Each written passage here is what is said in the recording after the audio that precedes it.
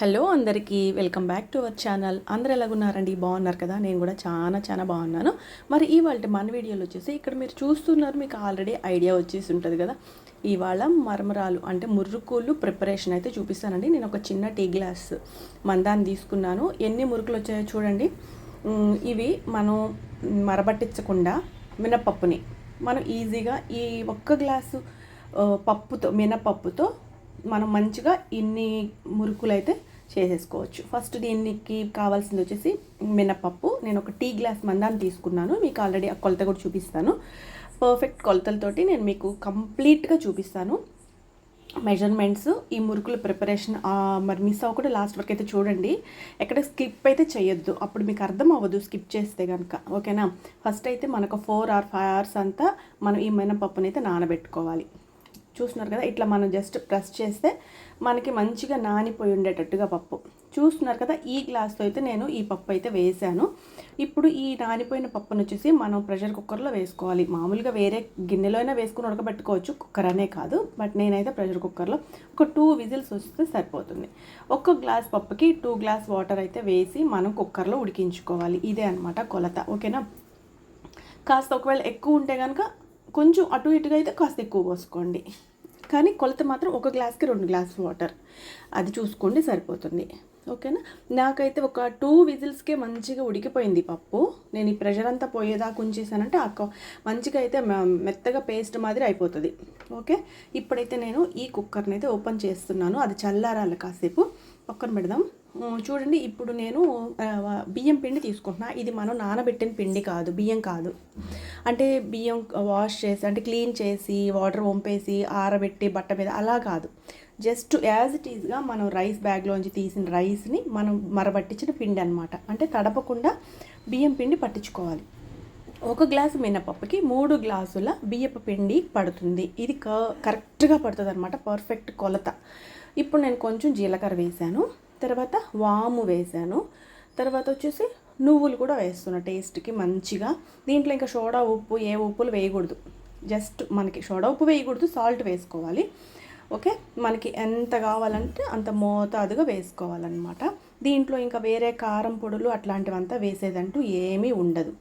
కాకపోతే జస్ట్ నేను కొంచెం ఒక 3 పచ్చిమిర్చి వేసి ఈ ఉడకబెట్టిన ఈ మినపప్పుని తీసి అందులో మిక్సీ జార్లో వేసేసి ఇప్పుడు దీన్ని మెత్తగా మనం పేస్ట్ చేసుకోవాలి. చూస్తున్నారు కదా, మనకి ఎంత మంచిగా ఉడికిపోయిందంటే 2 విజిల్స్కే నాకు చాలా మెత్తగా అయితే మినపప్పు ఉడికిపోయింది, మంచిగా నానిపోయింది కాబట్టి. ఓకే, ఇది చల్లారిన తర్వాత మంచిగా మనం మిక్సీ పట్టుకోవాలి. మెత్తగా గంధంలాగా మిక్సీ పట్టుకోవాలి.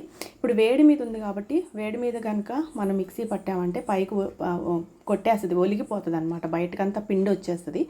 సో మనం ఇది ఆరనిచ్చి కంప్లీట్గా ఆరిన తర్వాతే మిక్సీ జార్లో వేసుకోవాలి. గుర్తుపెట్టుకోండి.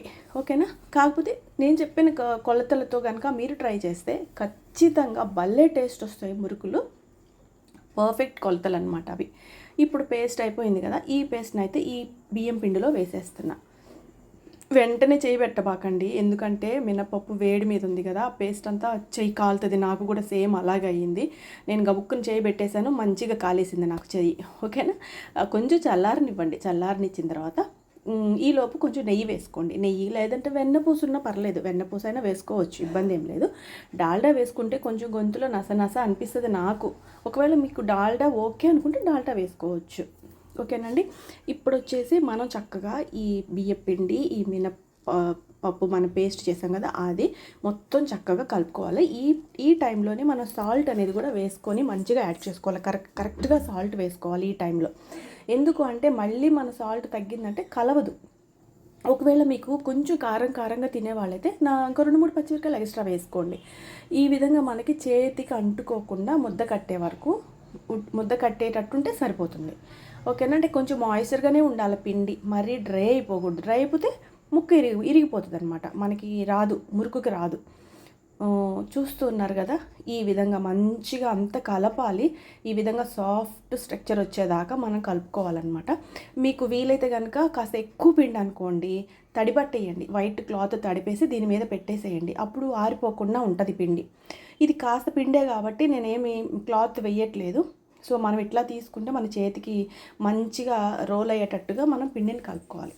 ఓకేనా. దాన్ని పక్కన పెట్టేస్తే ఒక 5 నిమిషాలు. ఈ లోపల మనం స్టవ్ మీద ఆయిల్ పెట్టేసుకుందాం. ఆయిల్ అనేది మంచిగా కాలాలి, బాగా మరగాలి, మరిగి ఇట్లా మనం ఏదైనా వేసినప్పుడు, మురుకు వేసినప్పుడు మంచిగా పైకి రావాలి, తేలాలి. అలాగ మంచిగా ఆయిల్ కాగిందంటే మంచిగా అయితే మురుకు వచ్చేస్తుంది అనమాట. చూస్తున్నారు కదా, నేను ఇక్కడ వేసి చూపిస్తున్నాను. చాలా మంచిగా, అసలు కలర్ చేంజ్ అవ్వదు, చాలా వైట్గా ఉంటాయి, కానీ క్రిస్పీగా టేస్టీగా ఉంటాయి ఈ మురుకులు మాత్రం, మినపప్పుని ఉడికించి చేసే మురుకులు మాత్రం. సో ఖచ్చితంగా ట్రై చేయండి. ఎవరైనా రాని వాళ్ళు కూడా, మురుకులు చేయటం రాని వాళ్ళు కూడా ఈజీగా చేసేయచ్చు ఈ పర్ఫెక్ట్ కొలతలతో కనుక మీరు కనుక చేస్తే. నాకైతే చాలా టేస్టీగా వచ్చినాయి. మీరు కూడా టేస్టీగా చేసుకొని మీరు చేసి ఎలా వచ్చింది మురుకులు అనేది నాకైతే కామెంట్ చేయటం అయితే మర్చిపోవద్దు. ఓకేనా. ఇన్ని మురుకులు వచ్చాయన్నమాట. 1 గ్లాసు మినపప్పు, 3 గ్లాసులు బియ్యం పిండితో. సో మీకు ఇప్పుడు ఈ వీడియో ఏమనిపించింది, ఇక్కడ మీరు మురుకులు చూస్తుంటే మీకు ఏమనిపిస్తుంది? చాలా క్రిస్పీగా, ఆయిల్ అంటుకోవట్లేదు, ఆయిలే పీల్చలేదు అసలు, నాకు అసలు ఆయిలే లేదు మురుకుల్లో, అంత బాగుందన్నమాట. ఓకేనా. మీకు చూస్తుంటే అర్థమైపోతుంటుంది. కొంతమంది చేసిన మురుకుల్లో అయితే అట్లా పట్టుకోగానే ఆయిల్ చేతికి అవుతుంది, కానీ మనకి ఇప్పుడు చూస్తున్నారు కదా. సో మీకేమనిపించిందో వెంటనే అయితే మర్చిపోకుండా కామెంట్ చేయండి.